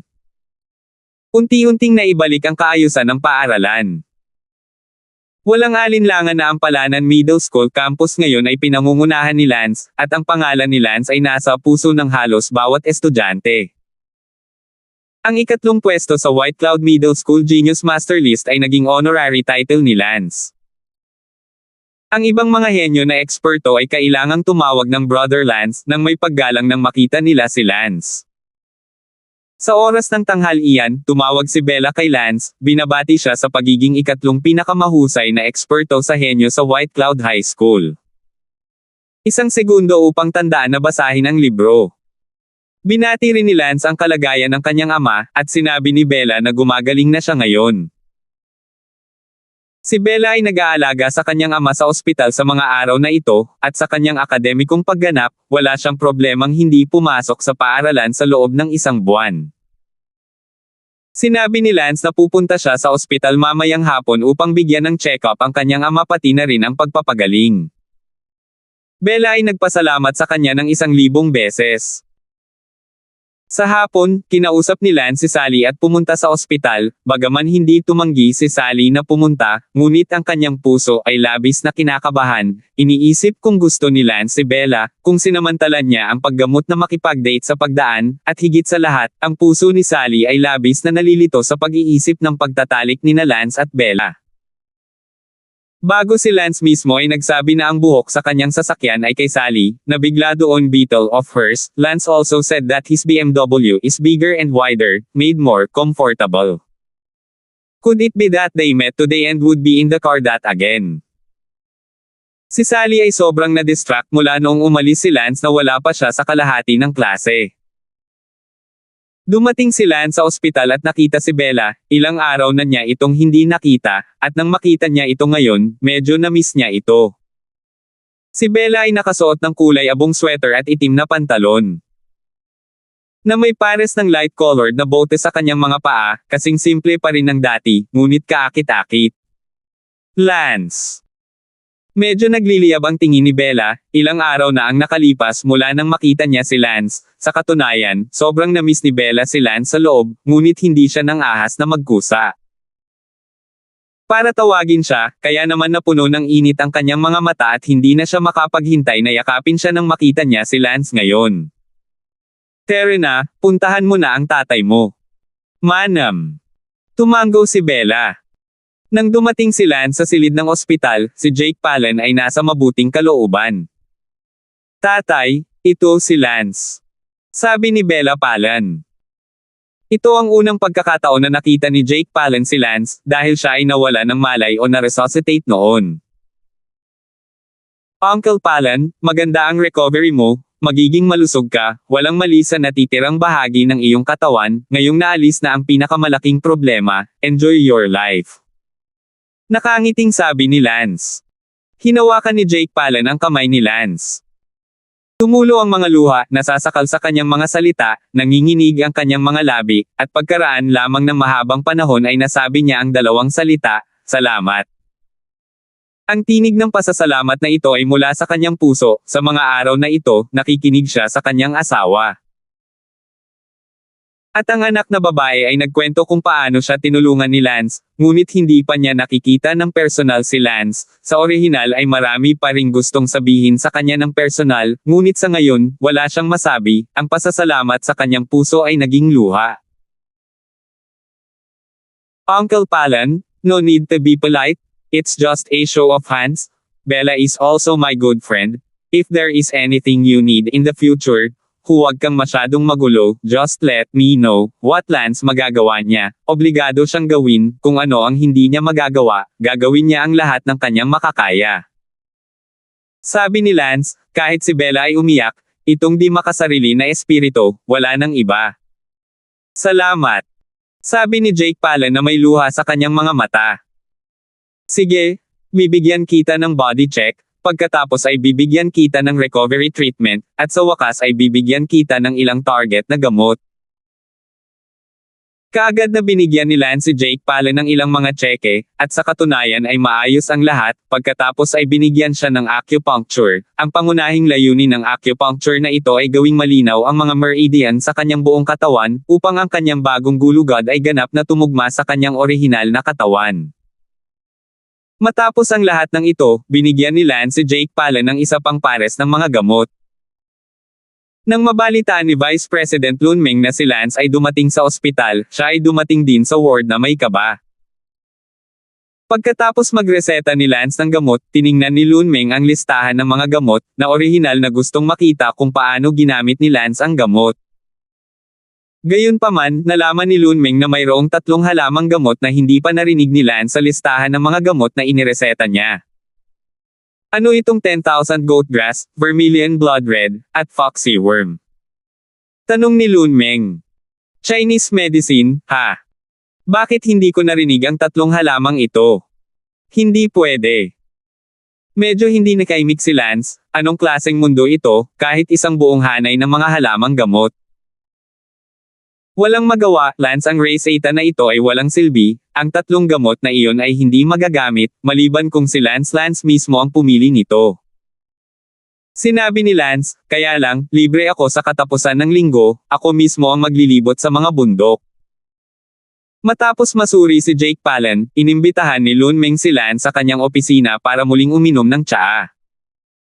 Pagkaalis ni Lance, sinabi ni Jake Palin, mabait na tao. Oo, napakabata, kaya, at mataas pa sa martial arts, hindi ko alam kung anong klaseng babae ang magiging maswerteng magiging karapat-dapat sa kanya. Narinig kong sinabi ni Bella na mayroon siyang kapatid na babae na mas higit pa. Dalubhasa sa medisina kaysa sa kanya, marahil isang babae lamang na kasing husay ng kanyang kapatid na babae ang magiging karapat-dapat sa gayong mabuting bata. Sabi ng ina ni Bella Palin. Si Bella ay nakaupo na may tanging kalungkutan sa kanyang puso, itinutulak pababa ang mga kaisipang umusbong na sa kanyang loob, na para bang si Cinderella ay hindi nang ahas na mangarap ng isang prinsipe. Dumating si Lance sa opisina ni Lunmeng para uminom ng tsaa. Nabalitaan ko na binugbog mo ang anak ni Liao Buffalo. Tanong ni Lunmeng. Yung anak ng asungot, siya ang gumawa ng sarili niyang kamatayan. I didn't know about it until I just read the London window. Had I know, I would have said anything to bring the school to support you. Ngumiti si Lance, gusto rin ni Meng na bumisita sa forum ng Window of London. Para makilala ang lungsod ng London, ito ang pinakamabilis at pinakakombenyenteng lugar upang bisitahin, kaya bibisita ako paminsan-minsan. Siya nga pala, tinawag ka ba ni Wendy? Anong tinatawag? Hindi. Kumunat ang noo ni Lunmeng, itong babaeng ito, hindi ko ba binigay ang numero ng telepono mo? Naiintindihan ni Lance ang nangyayari, dapat ay si Lunmeng ang gustong mag-set up sa kanila at ibigay ang numero ng telepono ni Wendy, ngunit sa kasamaang palad ay hindi tumawag si Wendy kay Lance. 166. Mr. Meng? Huwag kang magpapaligoy-ligoy pa, ang apo mo ay bulaklak ng London City, isa sa 2 nangungunang kagandahan ng London City, estudyante lang ako ng Palanan High School, paano ko siya mapapantayan? Kalokohan, ang taas ng medical skills mo na kahit ako ay nahihiya sa sarili ko, siya ang hindi sapat para sayo. Naku, nakatayo lang yan sa sapatos mo, ngayon laganap na ang Western medicine, gaano karaming tao ang may gusto sa Chinese medicine, gaano karaming tao ang nakikisawsaw sa Chinese medicine, maraming tao ang walang pakialam sa Chinese medicine, gaano man kataas ang medical skills ko. Ay, hindi man lang ako umutot sa harap ng mga taong walang pakialam, hindi lahat ng iniisip ay katulad ng sa iyo. Tusong nakipagtalo si Lunmeng, ngunit kahit na ganoon, hindi naman masama ang iyong martial arts skills, hindi ba't tinatalo pa nito ang anak ni Shelton? Hahaha, Lunmeng? Yuan Liao sa London City, ay wala. Itinuturing ito ng mga tao bilang isang bata, ang buong London City, maraming mga tao na may mataas na kasanayan sa martial arts, si Wenchi ay ang bulaklak ng lungsod, kaya ang kanyang paningin ay natural. Mataas. Sa puntong ito, mapait na ngumiti si Lunmeng, na parang narinig niyang may iniisip si Lan sa kanyang mga salita. Sabi ni Lunmeng, Brother Damon, don't tell me, itong babaeng ito, gusto niya talagang magalit sa akin. Sa totoo lang, tinanong ko siya, sinabi niya na may mahal siyang iba, tinanong ko siya kung sino ito. She said that it was Dark Warrior? Sa tingin mo magagalit ako, Dark Warrior, that kind of figure she also dared to fantasize. Siyempre hindi ako pumayag, pinagalitan ko siya at binigay. Number mo para makadevelop siya na maayos sa'yo, pero hindi ko akalain na hindi niya sinasapuso ang mga sinabi ko. Haha, Lunmeng? Sabi ko naman sa'yo? Isa siya sa 2 top beauties sa London City, mataas ang paningin niya, paano niya ako titignan? Sige, tigilan mo na ang pag-ikot-ikot, alis na ako, malapit na ang klase. Pagkatapos, kailangan kong bumalik sa paaralan para sunduin si Miss. Well, aabutan kita sa ibang araw. Umalis si Lance sa ospital at binati si Bella bago siya umalis, nagkataon na kailangang umuwi si Bella para kunin ang kanyang mga gamit. Kaya, huminto si Lance sa kanyang bahay para ihatid siya. Unang URLM. Konsyo 8. Net. Pagkatapos lamang noon ay bumalik si Lance sa paaralan. Bumalik sa paaralan, ang mga klase ay halos tapos na sa gabi. Pagkasakay ni Sally sa kotse, ngumuso siya sa front seat at saka pumunta sa back seat at sumangot. Natarante si Lance, anong ginagawa mo? Walang ginagawa. Sabi ni Shannon Song, sumangot saglit, at pagkatapos ay nagtanong si Shannon Song, may kasamang babae sa kotse mo kaninang hapon, hindi ba? Isa kang aso, maamoy mo rin iyan. Walang imek na sabi ni Lance. Intuitayon lang ng babae. Maasim na sabi ni Sally sa loob, halatang pumasok si Lance sa kotse kasama si Bella sa hapon para magpagamot, kung ano ang nangyari, hindi na kailangan ni Sally magtanong. Buong daan pa uwi, si Sally ay tahimik, sina Daylan at Lance ay nag-uusap. Sa gabi, tinuturuan pa rin ni Lance si Daylan ng ilang martial arts hanggang sa matapos ito sa dilim. Sa ngayon sa ospital, si Bai Mao Quan ay mas mabuti kaysa noong nakaraang Sabado pagkatapos ng 3 araw na paggamot at pahinga, at nagawang umupo sa kama. Kent, hintayin mo ako. Ang puot ni Bai Mao Quan ay nagngangalit ang kanyang mga ngipin, dahilan upang siya ay mahiga sa hospital bed sa loob ng 3 araw at 2 gabi. Ipinatawag ni Bai Mao Quan ang lahat ng 3 sa kanyang mga bodyguard sa kama, na tila kailangan niyang sagutin ang mga nangyari, lahat ng 3 ay kinuha niya sa mataas na presyo. Boss, order na po kayo, matagal na po kaming naghihintay na mag-order kayo. Sabi ng isa sa mga bodyguard. Kinagat ni Bai Mao Quan ang kanyang mga ngipin at sinabing, kayong 3, kapag natapos ninyo ang misyon ngayong gabi, bibigyan ko kayo ng 10 milyong reward bawat isa. Nagulat ang 3 bodyguard, tig 10 milyon, at natauhan. Ang pagpayag ni Bai Mao Quan na kumuha ng 30 milyon mula sa mga pabuya ay malinaw ding indikasyon ng kanyang pagkamuhi kay Ken pati na rin kay Lance. Boss, just tell me what to do? Temam or kill? Just a word from you. Mabangis na sabi ng 3 bodyguard. Sinabi ni Bai Mao Quan, pumunta ka sa bahay ni Kent, bugbugin si Kent hanggang sa siya ay lumpo, at pagkatapos ay kunin ang bodyguard niya, at patayin siya. Sa wakas, ang anak na babae ni Kent. Biglang tumahimik si Bai Mao Quan, pupunta siya sa sabihin, hulihin ang anak na babae ni Kent para paglaruan niya, ngunit bago niya sabihin ang anumang bagay, naalala niya ang mga tagubilin ng doktor, hindi siya maaaring makalapit sa mga babae sa loob ng kalahating taon. Humantong sa saging, nakakangganyo sa mga kababaihan ay malinaw na isang napaka-drastic aksyon, ang doktor ay partikular na ipinaliwanag na hindi. Ang kumpanya ay nasa proseso ng pagbuo ng bagong produkto sa nakalipas na 2 taon, at nagtatrabaho sa bagong produkto sa loob ng mahabang panahon. Pagkatapos ng 3 bagay na ito, bibigyan kita ng 10 milyon bawat isa, at pagkatapos ay ikaw makakatakas agad. Yes boss, alis na tayo. Lumabas ng ward ang 3 bodyguard, 3 araw nang naghihintay ang 3 bodyguard na ito para sa wakas ay makuha ang utos ng kanilang amo. Katatapos lang kumain ni Lance at nanunood ng TV kasama si Kent. Sa sandaling iyon, tumunog ang telepono ni Kent. Kamusta? Ako po, Mr. Song. Pinalabas na ni Bai Mao Quan ang 3 sa kanyang mga tauhan sa ospital, sigurado ako na hinanap ka nila.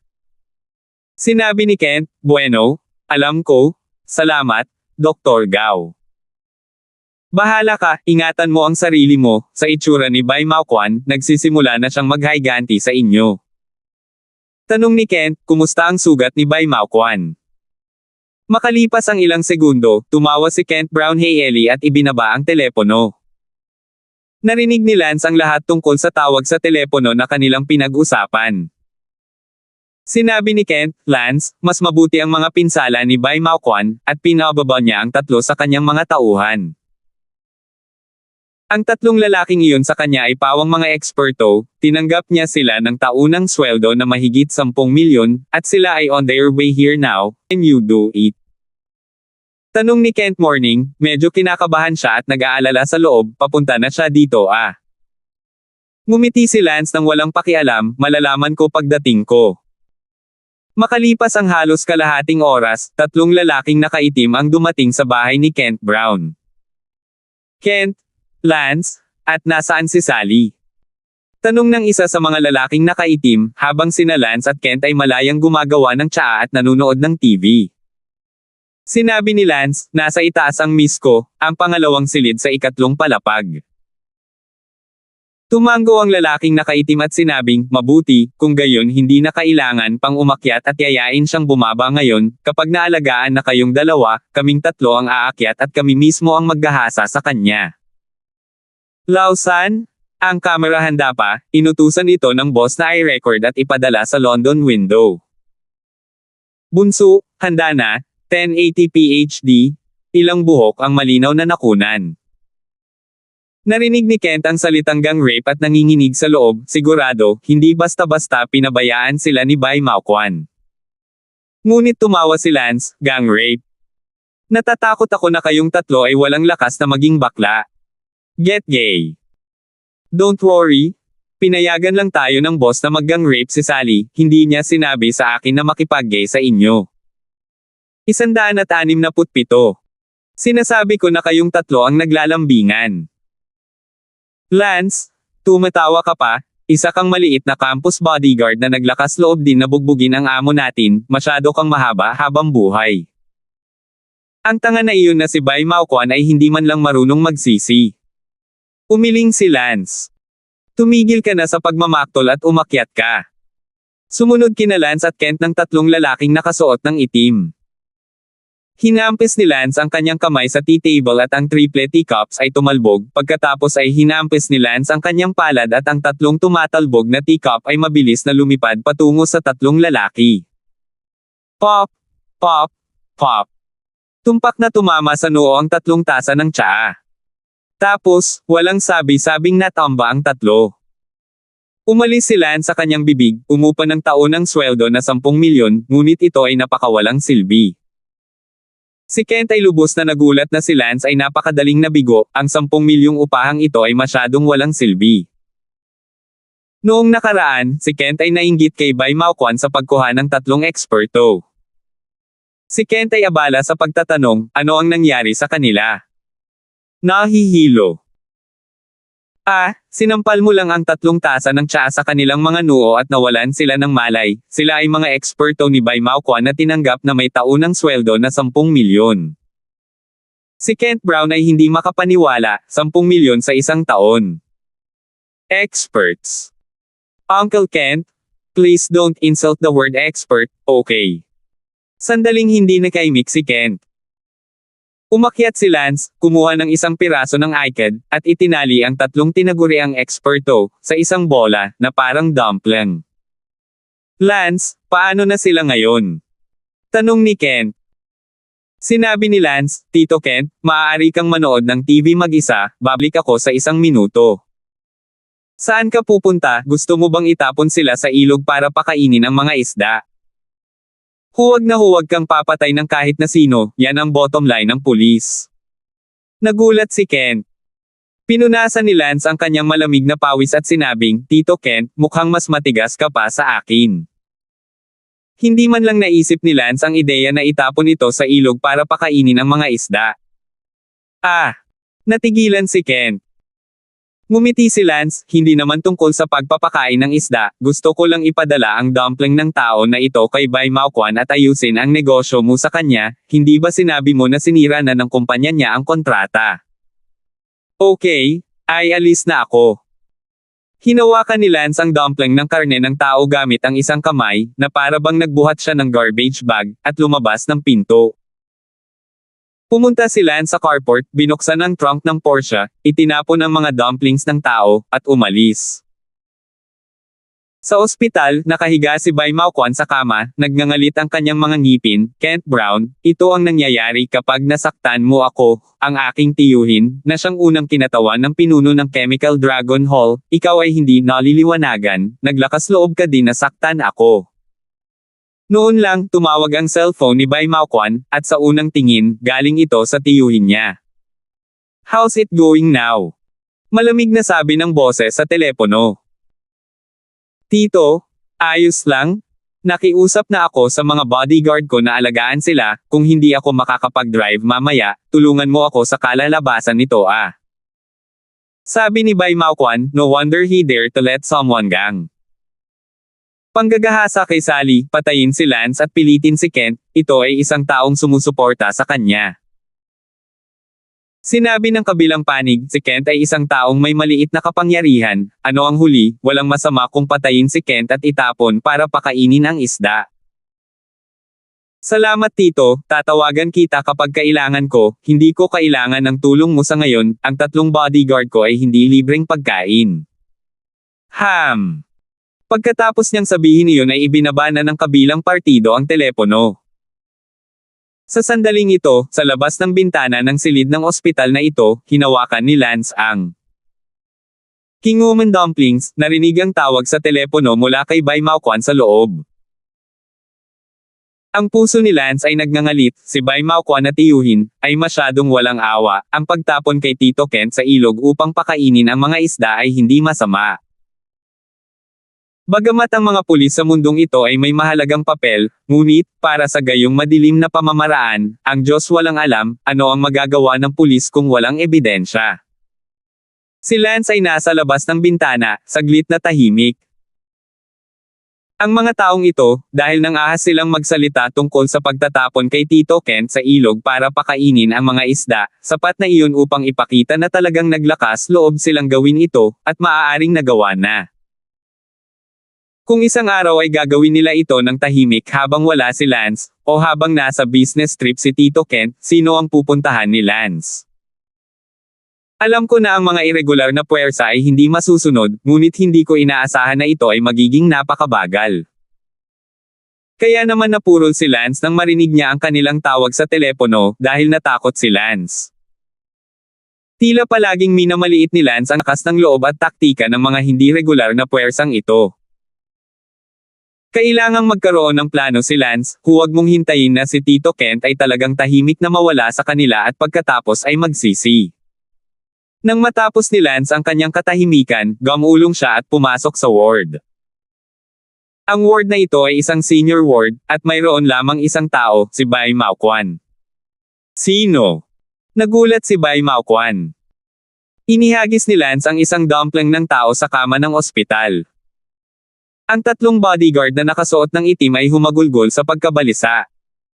Tumingin si Bai Mao-kwan sa 3 bodyguard, nakatali sa isang bola, at natakot nang makita si Lance. Ikaw. Sinabi ni Lance, Bai Mao-kwan, ito ba ang bodyguard na ginastos mo ng $10 milyong para upahan? Ibinabalik ko ito sa iyo ngayon. Ito, paano ito posible, ikaw ay hindi hihigit sa isang bodyguard ng campus. Nanginginig si Bai Mao-kwan. Sinampal ni Lance, at bumagsak si Bai Mao-kwan sa lupa na may dugong lumabas sa sulok ng kanyang bibig. Bai Mao-kwan, ano ang gagawin ko sa iyo ngayon? Itatapon ka ba namin, o papatayin ka at dadalhin ka sa isda? Anong gusto mo, ospital ito? So what if it's a hospital? May nakakita ba sa akin na umakyat sa bintana? Ikaw.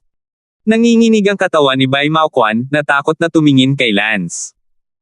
Ikaw, hindi mo talaga ako papatayin, di ba? Krimen ba ang pumatay ng tao? Ang pagkatalo ay hindi ka mapapatawad. Nanginginig na sabi ni Bai Mao-kwan. Dark Warrior. Natigilan si Lance, ginamit talaga ng tanggang ito ang pangalan ng Dark Warrior para takutin siya, alam ba niyang nakatayo sa harapan niya ang Dark Warrior? Oo, Dark Warrior, na nagdadalubhasa sa pakikitungo sa mga taong tulad mo na may pagwawalang bahala sa buhay ng tao, mas mabuting huwag ka nang magpagulo. Babala ni Bai Mao-kwan. Hahaha. Isang malamig na tawa si Lance. Nagtanong si Lance, by Makwan, Kent at ang kanyang anak na babae, kung maglalakas loob ka pa ring guluhin sila, malalaman mo kung maglalakas loob akong patayin ka, lahat ay may kanya-kanyang linya, ang pulis ay may kani-kanyang bottom line, at ako have mine, I won't kill you today because you haven't stepped on my bottom line, but that doesn't mean I don't dare to kill you, naririnig mo ba ako? Walang kamalay-malay na tumango si Bai Maokwan sa kanyang ulo, ang tatlong bodyguard ay lahat ay nakatali sa isang bola, siya ngayon ay nakatingin sa mabangis na si Lance, paano siya magkakaroon ng kalahati ng lakas ng loob na magsalita ng malakas. Nagtanong si Lance, ano ang gagawin mo sa negosyo mo kay Kent? Bagamat hindi masaya si Bai Maokwan sa kanyang puso, kailangan niyang sumuko pansamantala at sinabing, ang bahagi tungkol sa pagpirma ng kontrata sa kanya, tutuperin ko ito. Sa kasamaang palad, hindi ako naniniwala sa iyo. Naglabas si Lance ng isang pilak na karayom. Anong gusto mo? 168. Diniin ni Lance si Bai Maokwan sa kama, pagkatapos ay mabilis na ipinasok ang pilak na karayom sa kanyang tiyan at inalis makalipas ang ilang segundo. Sinabi ni Lance, ngayong naging kalahating eunuch ka na, kung kontento na ako sa iyong pagganap sa hinaharap, natural na papaginhawahin kita. Agad itong naramdaman ni Bai Maokwan, at siguradong hindi na niya ito maramdaman, ngunit higit sa lahat, naging itim din ito. Sigaw ni Bai Maokwan at halos mawala ng malay. Ano ang ginawa mo sa akin? Sinabi ni Lance, bawat buwan, Bai Maokwan, dapat kang lumapit sa akin upang magbigay ng mga karayom, kung hindi, ikaw ay magiging ganap na betang. Ikaw. Naniniwala akong dapat mong malaman kung ano ang dapat mong gawin.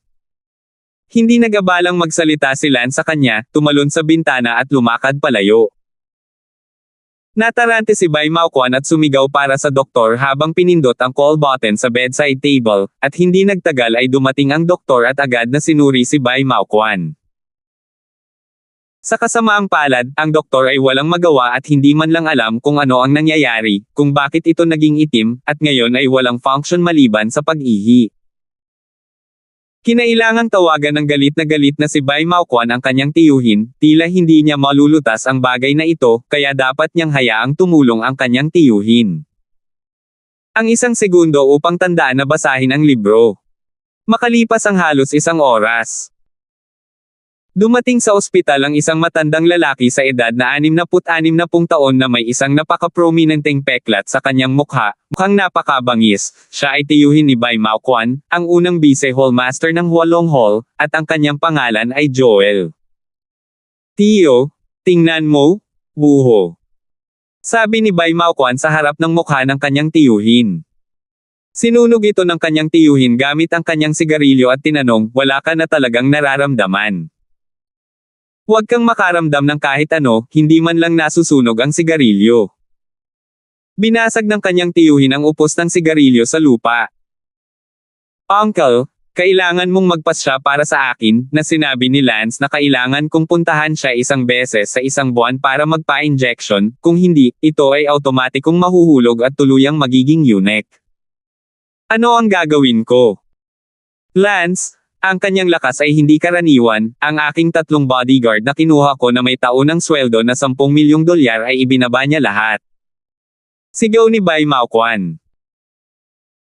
Ang isang lalaking nakatayo sa tabi ng kanyang tiyuhin ay nagngangalit ang kanyang mga ngipin at sinabing, Tay, hindi ko inaasahan na ang isang maliit na bodyguard ng campus ay may ilang mga panlilinlang sa kanyang manggas, ano ang dapat nating gawin ngayon? Ang pangalan ng lalaking ito ay Yulong, at siya ay ang bunsong anak ni Joel. Malamig ang tingin ng tiyuhin ni Bai Maokwan habang sinabing, huwag kang magmadaling gumawa ng kahit ano, alamin mo muna ang kanyang background, ngunit, huwag mo siyang pakakawalan. Dad, ipaubaya mo sa akin ang bagay na ito, ako na ang bahala, pinsan ay isang mabuting normal na tao at naging isang beteng, hinding-hindi ito malalamon. Lunukin mo. Hey, kung si Maokwan ay naging beteng, hahayaan ko siyang kainin ang beteng. Sabi ni Joel. Umuwi si Lance. Si Kent Brown ay abala sa pagtatanong, kumusta? Ayos lang, Tiyo Kent. Ayos na, hanggat may katinoan si Bai Maokwan, hindi na niya tayo sasaktan. Mabuti yan, alam mo, nakikitungo tayo sa mga masasamang puwersa ngayon, ito ay isang bagay na hindi ko na sana pinag-isipan pa noon. Umiiyak si Kent Brown, kung hindi dahil kay Lance, paano si Song naglakas loob si Chen Ming nasaktan ang mga taong iyon, kaya sa loob ni Kent Brown ay parang naglalakad sa manipis na yelo, kung isang araw ay hindi na ito magagawa ni Lance, kung gayon ito na ang katapusan ng linya kasama niya. Sige, Tito Kent, matulog ka na ng maaga, babalik din ako sa kwarto ko. Bumalik si Lance sa kanyang silid upang maligo, pagkatapos ay nag-log-in sa kanyang ek gamit ang kanyang telepono, salamat sa tulong ng maliit na hacker na kagandahang iyon noong nakaraang linggo, nalaman niya kung sino ang Love Fairy, ilang araw na ang nakalipas, at siya pa rin ay hindi nagpasalamat sa kanya ng maayos. Hey! Are you there? Hacker! Nagpadala ng mensahe si Lance. Ayan na Kuya Lance, sa wakas nakausap mo na ako. Natuwa ang maliit na hacker beauty. Kaninang umaga, salamat sa pagtulong mo sa akin na mahanap ang Love Fairy. Bahala ka la. Sige, iyon lang. Hindi mahilig makipag-chat si Lance, higit sa lahat dahil pagod na siyang mag-type. Huwag na, mag-usap ulit tayo, konting salita lang. Ayoko mag-type. Anong phone number mo? Tatawagan kita. Nag-isip sandali si Lance at ipinadala ang numero. Ilang sandali pa, nagring ang telepono ni Lance. Kinuha ito ni Lance. Hello. Isang malapilak na kampanang boses ang nanggaling sa telepono, napakaganda. Nagulat si Lance, babae ito, at napakaganda ng boses. Hoy, Kuya Lance, bakit hindi ka nagsasalita? Magsalita ka ha. Sabi ni Lance, babae ka. Kalokohan, alam. Si Lance ay talagang hindi nag-iisip kung siya ay lalaki o babae, subconsciously iniisip na ito ay okay, so be it. Pakiramdam ni Lance ay walang dapat pag-usapan sa isang taong hindi pa niya nakikita noon. I'm speechless, busy ka ba? Can't you just have a nice chat with me? Hanggat pinahahalagahan ko ang pagtulong mo sa akin, hindi kita kilala. Ouch! Count me scared of you? You can call me Maya, now you know me, right? Sabi ni Lance, hindi pa rin magkakilala, hindi ako mahilig makipag-usap sa telepono sa mga taong hindi ko kilala, kakaiba ang pakiramdam, salamat sa isang araw, binababa ko na. No hanging up. Sigaw nung isa. Oh, what the hell do you want? Natahimik si Lance, may sakit ba ang hacker na ito, mahilig makipag-usap sa kanya? Ang sabi ng hacker Little Beauty, sige, ibilang muna natatakot ako sa iyo, ang password para sa aking space ay 556,677, tingnan mo ang aking photo album, pagkatapos makilala ang aking tunay na tao, para laging pamilyar na mukha iyon, di ba? Space. What space? Where? Gaano katagal magmaneho? Tanong ni Lance. Count me in? Open the QQ video, it's always okay. Bamantong hininga ang munting hacker beauty. Kinuha ni Lance ang kanyang phone ek, nag-click sa accept video, at biglang nakita ang kabilang side.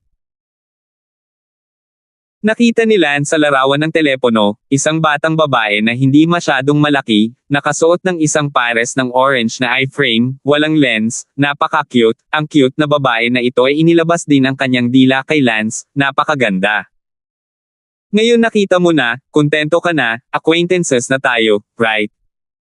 Yung phone, that one. Umiling si Lance, bakit ang liit nito?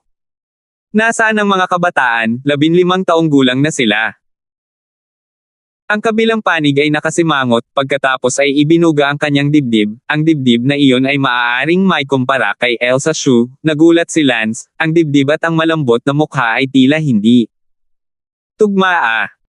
Ngumiti ang munting dilag at sinabing, Kuya Lance, hindi ko ine-expect na sobrang gwapo mo, medyo gwapo ka pala.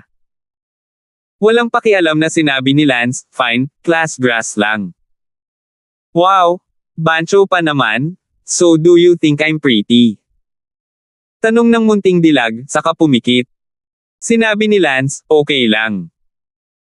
Hindi natuwa ang munting dilag, kalokohan mo ang sinasabi mo, ang mga tao ang pinakamaganda, kaibig-ibig at pinakamatalino na hindi magagapi na bulaklak ng junior high school, paano ba naman ay ayos lang sa iyong paningin? Ang tinig ng munting dilag ay biglang naging parang namumutla. Sinabi ni Lance, sige, bulaklak ka man sa paaralan o hindi, wala itong kinalaman sa akin, kung walang gagawin, ibaba mo ang tawag, matutulog na ako. 169. Bakit ka desperado, kinukunan ka ng mga tao? Tandaan, huwag mong ibunyag ang aking pagkakakilanlan. Bilin ni Lance. Ang boring mo naman Kuya Lance, paano na tayo magmahalan? Ang daming babae sa klase ko ang nagkakagusto. What's a romance? Kumunat ang noo ni Lance, hindi kailanman narinig ang salitang iyon. In love lang yan para hindi malaman ni mom at dad sa totoo lang, hindi ako papayag na humanap ng boyfriend ni mama at papa, kaya magmahala na tayo. Napabuga ng malamig na pawis si Lance, may problema. Kuya Lance, okay. Bye. Ibinaba ni Lance ang telepono, nakipag-chat pa, walang katapusan, ang hacker na ito, na nakatingin sa kanya ng napakalaking tao, akala niya ay napakalaking tao, hindi inaasahan na ang edad ay napakabata, at medyo parang bata. Humiga si Lance sa kama at nag-isip sa sarili, kailangan kong gumawa ng ilang mga plano, linangin ang ilan sa sarili kong puwersa, kung hindi, palagi akong nasa isang passive na posisyon, at kailangan kong gawin ang lahat sa aking sarili. Ngunit paano ko gagawin linangin ang aking puwersa? Hindi na masyadong inisip ito ni Lance, hindi ito isang bagay na magagawa sa isang araw o dalawa, gusto ni Lance na linangin ang sarili niyang kapangyarihan, at hindi ito para sa kanyang sariling kapakanan, ngunit para sa kapakanan. Nang mag-ama ni Kent, si Lance ay hindi maaaring maging bodyguard dito magpakailanman. Kinabukasan, magkasama pa rin sina Lance at Sally sa pagpasok sa paaralan, ngunit tila tahimik si Sally. Unang URLM. Konsyo 8. Net. May problema kasi mula kahapon ng gabi, miss, ano ba? Wala. Si Sally ay tila hindi gustong magsalita. Miss, hindi ko man lang ba masasabi? Lalong naguluhan si Lance. Ngumuso si Sally, kahapon ng hapon, sinamantala mo ba ang pagkakataong gamutin ang ama ni Bella at ginawa mo ba ulit iyon kay Bella? Ang alin? Naguguluhan na sabi ni Don. Iyon ang isa. Hindi ko talaga alam kung hindi mo sasabihin. Lance. Binigyan ni Sally si Lance ng isang blankong tingin na kailangang gawin itong malinaw sa kanya. Naalala ni Lance kahapon ng gabi nang tanungin ni Sally kung may babaeng nakaupo sa kanyang sasakyan noong hapon, at biglang naunawaan ni Lance na ang orihinal na bagay ay ito. Tumango si Lance, oo, hindi mo ba naitanong kahapon ng gabi, sinabi ko sa iyo na si Bella ang pumasok sa kotse ko. Ikaw, hindi nakita kakausapin pa. Galit na galit si Sally na gusto niyang umiyak, ibinaling ang kanyang ulo upang tumingin sa labas ng bintana, ang kanyang puso ay labis na nagdadalamati, kaya sabihin mo lang, kahit na medyo day-in siya wala yung existence niya sa puso niya. Miss, itong BMW ay sa akin, kung ang kotse mo yan, kung gayon ay maliwanag na iniisip mo ito ng labis. Sabi ni Lance sa kanyang puso, masyadong iniisip, hindi pa rin ako papayagan ng sarili kong sasakyan na magmaneho kay Bella, hindi siya sisirain ni Lance. May bahagyang pagambon sa mga mata ni Sally, ngunit tumingin siya sa bintana para hindi mahalata ni Lance. Hindi ako ang may karapatang magtanong ng marami sa iyo, pagmamaktol ni Sally. At saka, ako isa pa rin akong hindi mabuting tao, na parang si Bella, maliban sa background ng kanyang pamilya, lahat ay mas mahusay kaysa sa akin. Si Lance ay hindi nakaimik, napaka-seryoso. Ito ay ganap na normal, at ikaw ay masyadong maliit ang pag-iisip. Ayoko magsalita. Si Sally ay tumahimik sa labas ng bintana, habang sinasabi niya ay lalo siyang nakaramdam ng kirot sa kanyang puso. Sa pag-iisip ng seryoso, hindi siya si Lance, hindi tulad ni Lance na pumunta sa bahay niya para maging boyfriend niya, bodyguard niya lang siya, anong karapatan niya maging heartbroken? Ano ang gustong gawin ni Lance sa kahit sinong babae, kahit na magkaroon ng puto, wala sa kanya, talaga. Nakakatawa, iniisip ito, natawa si Sally sa sarili. Pagdating sa paaralan, nakaupo lang sina Lance at Sally sa kanilang klase nang tumunog ang telepono ni Sally. Pagtingin niya, tatay niya ang tumatawag. Hey, Dad? Bakit mo ako tinatawagan? Nakarating ka na ba sa opisina? Tanong ni Sally. Gayunpaman, ang boses sa telepono ay hindi si Kent. Isang malamig na boses ang nagsabi, tawagan si Lance, sa loob ng 10 segundo, kung hindi matanggap ni Lance ang tawag, pagkatapos ay hintayin kunin ang katawan ni Kent Brown. Dad! Biglang tumili si Sally, nagulat ang buong klase, si Lance ay abala sa pagtayo mula sa kanyang upuan. At ang mukha ni Kent ay mapatla, at agad siyang tumakbo kay Lance dala ang kanyang cellphone. Anong problema? Tanong ni Lance. Sumigaw si Sally. Si Lance ay abala sa pagkuha ng telepono. Sino ang naghahanap sa akin? Sino ka ba? Galit na tanong ni Lance. Lance, hindi mo kailangang malaman kung sino ako, sa kalahating oras, kung hindi gumaling ang ilalim ni Bai Mao Quan, pagkatapos ay kunin ang katawan ni Kent Brown. You dare. Kinagat ni Lance ang kanyang mga ngipin. Walang gaanong oras, magsisimula na ang orasan. Pagkasabi noon ay ibinaba na ng kabilang partido ang tawag. Si Sally ay abala sa pagmamadali, kailangan mong iligtas ang tatay ko bakit kinikidnap ang tatay ko Miss, huwag ka nang mag-alala pa. Huminahon si Lance, kalahating oras lang ang mayroon siya, at kung isugod niya sa ospital para gamutin si Bai Mao Quan, kalahating oras lang siguro sapat na. Gayunpaman, ayaw ni Lance na pananakot, ngunit hindi alam ni Lance kung saan nahuli si Kent Brown. Biglang naalala ni Lance ang isang tao, ang hacker na maliit na kagandahan, at hindi niya inaasahan na guguluhin siya muli. Agad na tinawagan ni Lance ang kanyang numero. Wow! Kuya Lance, hinahanap mo na naman ako, nangako ka bang mai-inlove ako? Maya, I don't have time to talk to you right now, I need you to do me a favor. Anong favor? Maghanap ka ng para sa akin, pero numero ng telepono niya lang ang maibibigay ko. Pero, wala ako sa bahay ngayon, wala akong computer, pero babalik din ako, 40 minutes tops. 40 minutes. Kumunat ang noo ni Lance, kalahating oras na lang ang natitira niya ngayon. Forget it. It's too late. I only have half an. Let's do this first. I'll talk to you later. Ibinaba ni Lance ang telepono at agad na isinugod sa ospital, huli na ang lahat, kaya kinailangan niyang pumunta muna sa ospital para gamutin si Bai Mao Quan. Bagamat hindi gusto ni Lance na pagbabantaan, ngunit ang buhay ni Tito Kent kumpara kay Bai ang ibabang bahagi ng katawan ni Mao Quan, alam ng lahat kung alin ang mas magaan, kung talagang papatayin nila si Tito Kent, kung gayon ay wala nang magagawang makabawi. Agad ding umuwi ang munting hacker beauty, bagamat huli na, ngunit kung sakaling kailanganin pa rin ang tulong niya mamaya, mas mabuting bumalik muna sa standby. Si Lance ay gumugol ng 20 minuto sa patuloy na pagpapaandar ng mga pulang ilaw upang makarating sa ospital. Dumiretso si Lance sa silid ng ospital ni Bai Mao Quan.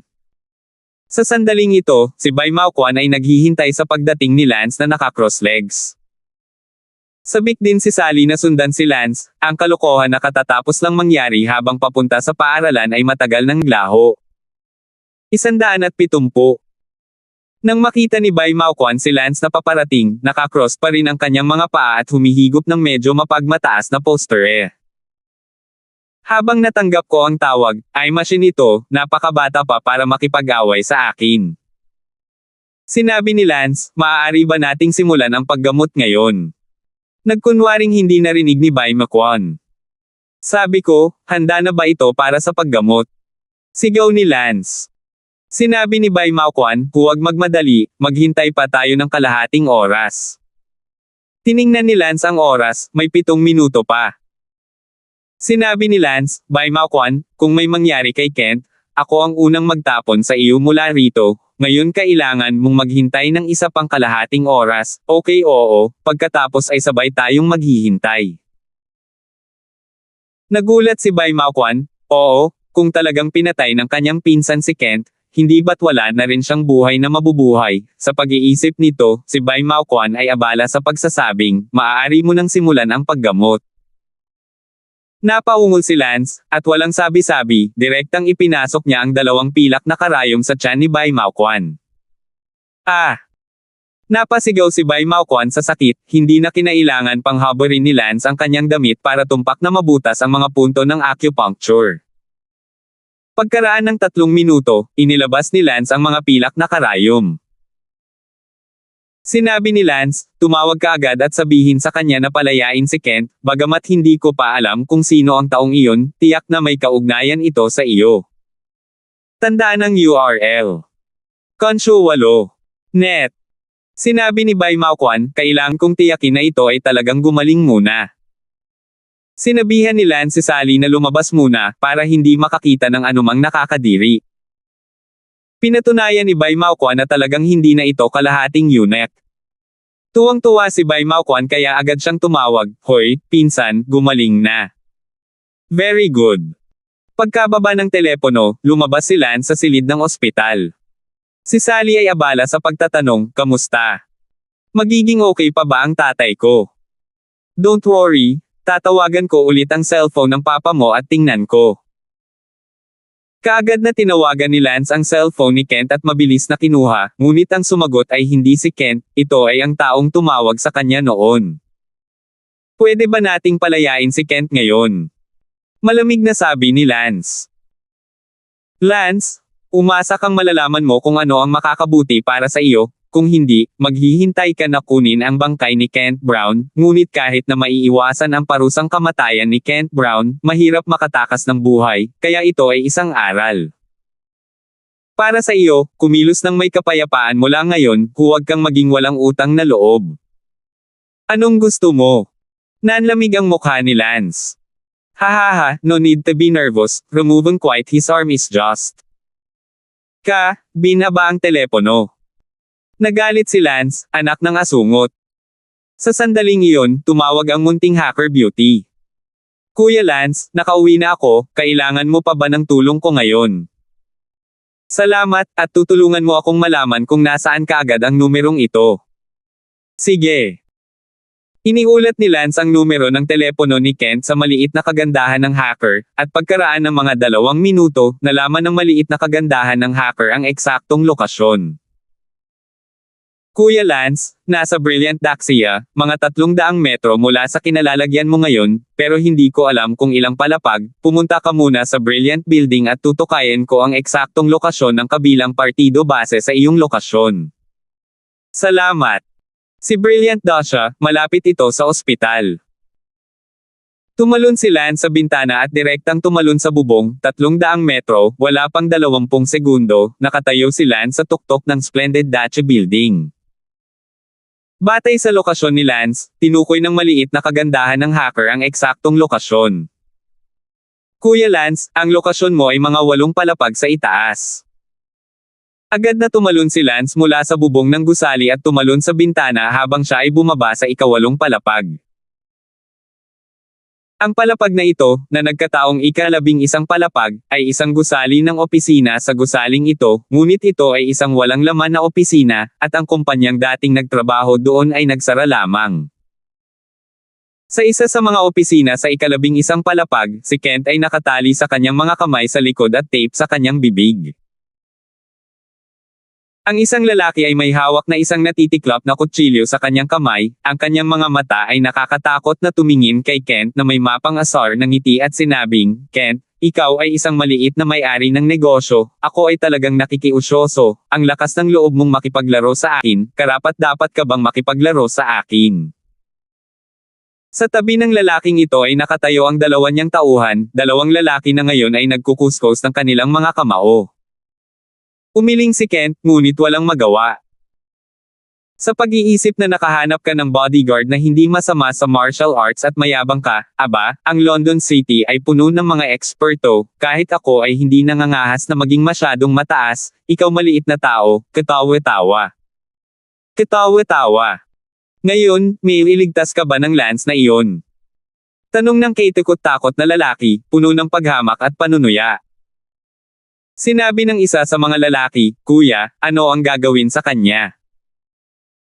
Sa puntong ito, ang nakakatakot na lalaki ay ayaw nang magsalita pa at nagutos, baliin ang isang braso niya at iwanan ito dito. "Gusto kong makita kung may kakayahan ang Lance na iyon na hanapin siya, kung siya ay, kahit wala, iyon, hindi siya karapat-dapat na makipaglaro sa akin." Ngunit sa sandaling iyon, narinig ang boses ni Lance sa likuran niya, "Nandito ako, sa tingin mo ba ay karapat-dapat itong makipaglaro sa iyo?" Lumingon ang kaitikot-takot na lalaki at nakita si Lance na nakatayo sa pintuan, puno ng pag-aalinlangan at takot ang kanyang mukha, masyadong maaga. Nakita ni Kent Brown si Lance na lumitaw ng napakabilis, nasa sabik at hindi makapaniwala sa parehong oras. "Lance, napakabilis mo talagang nakarating dito." Nagulat ang nakakatakot na lalaki, hindi niya moari kung nag-iwan siya ng kapintasan sa isang lugar, ang tanging depekto, dapat ay ang telepono ni Kent ay may positioning function, ito napabayan pala, minamaliit niya ang husay nitong high school student. Tumingin si Lance kay Kent, o pa rin si Kent, mukhang hindi pa siya nahuhuli, hindi pa sila nagsisimula kay Kent. Salamat sa tulong ng munting kagandahan ng hacker, napagtanto na ngayon ni Lance na ito ay medyo mabuti na may hacker na tutulong, kung hindi, malamang na hindi mahanap ni Lance ang lugar bukas. "Kuya, siya ang walang utang na loob na si Lance ah, akala ko siya ay isang uri ng karakter, ngunit siya pala ay isang batang dilaw ang buhok." Ang dalawang lalaki ay nanunukso, habang si Lance ay mukhang napakabata, 18 taong gulang lamang, at ang kanyang hindi pa lumalaki ang balbas. Kinawian ng creepy na lalaki ang kanyang kamay, "Go." Ang dalawang lalaki ay agad na lumapit kay Lance. "Anak, alam mo ba kung anong klaseng tao ang kuya natin? Ang bata mo pa para makipag-away sa kuya natin, bumalik ka sa school ng ilang taon pa." "Yeah." Malamig ang tingin ni Lance. "Anong kalokohan niya, go." Gumalaw ang figure ni Lance. Slap! Dalawang palad ang tumama sa likod ng kanilang mga ulo, at ang dalawang lalaki ay nahulog sa lupa, nawala ng malay. Malamig ang tingin ng madilim na lalaki, ang dalawang lalaking ito, parehong martial arts level 20 sabay-sabay na natamba. "Lance, minaliit talaga kita, mabilis, tumpak at walang awa." Sabi ng nakakatakot na lalaki. "Sunod ka." Sumunod si Lance patungo sa madilim na lalaki. Mabilis na kumilos ang madilim na lalaki, tiwala pa rin siya sa sarili niyang lakas. Forget what they doing, keep on